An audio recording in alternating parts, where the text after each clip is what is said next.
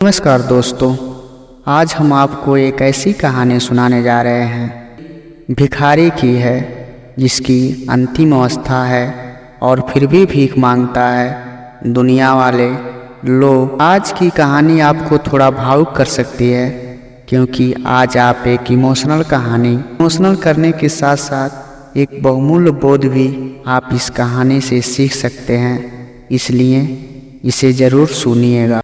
हर दिन एक भिखारी दरवाजे के पास आकर भीख मांगता था और घर का मालिक हमेशा घर के बाहर आते ही उसे देखकर फिर जाया करता था।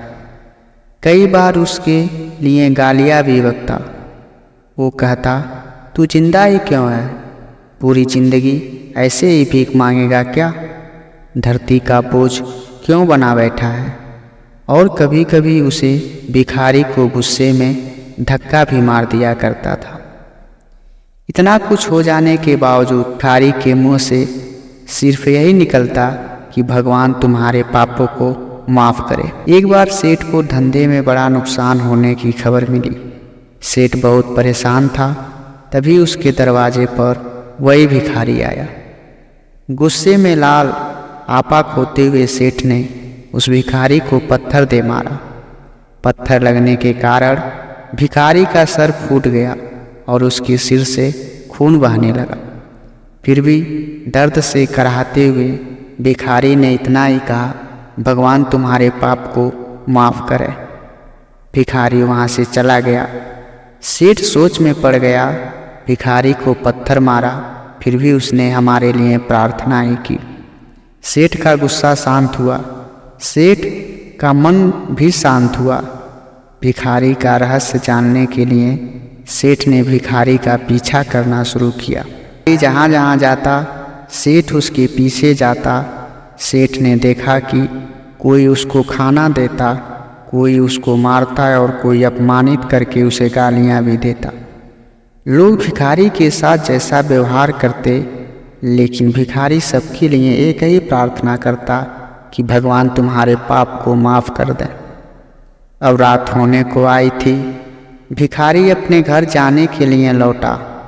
वो अपने घर पहुंच गया, लेकिन सेठ अब भी उसका पीछा ही कर रहा था। पुरानी टूटी हुई खटिया पर एक बूढ़ी औरत लेटी हुई थी। काफ़ी कमज़ोर और बीमार लग रही थी। वह भिखारी की पत्नी थी। अपने पति को वापस आता देख वह खाट से उठ खड़ी हुई। पत्नी ने अपने पति के भीख वाले कटोरे में देखा, उसमें सिर्फ आधी बासी रोटी ही थी। उसे देखकर वह बोली, आज बस इतना ही मिला है क्या? और हाँ, आपके सिर से खून निकल रहा है, ये चोट कैसे लगी? बूढ़ा भिखारी बोला, आज बस इतना ही मिला है।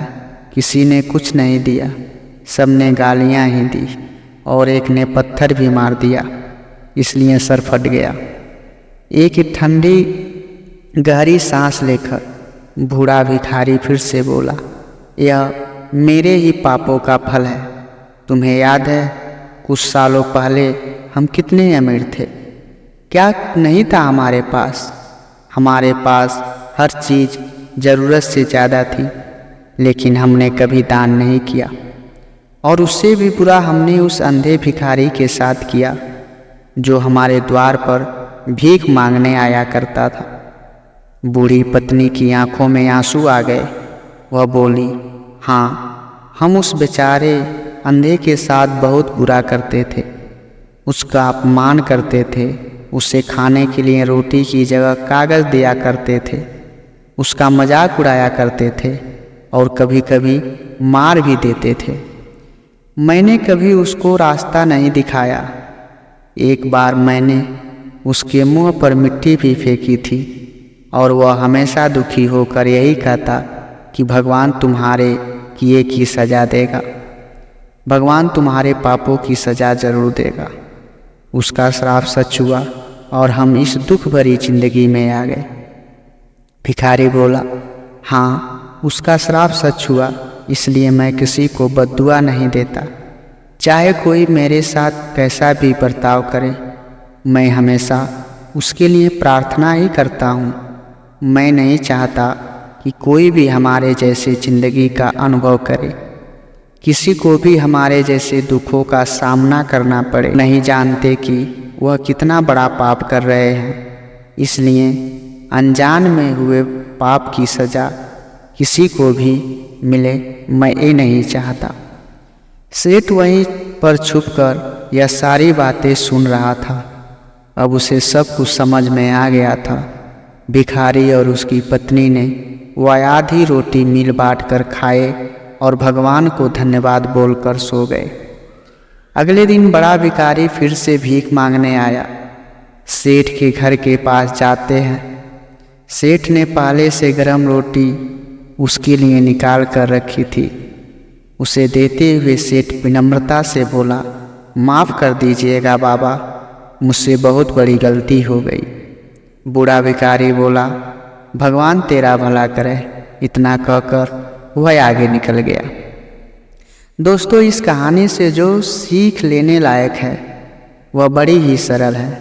आदमी चाहे किसी के बारे में बुरा करे या भला करे, लेकिन भगवान सिर्फ कर्म के हिसाब से ही उसका फल देता है। क्या हुआ अगर भगवान नहीं दिखता? लेकिन यह बात बिल्कुल सच है कि भगवान के खाते में सब हिसाब सही सही होता है। इसलिए जब किसी के लिए कुछ भी करो तो अच्छा सोच कर ही करो। धन्यवाद।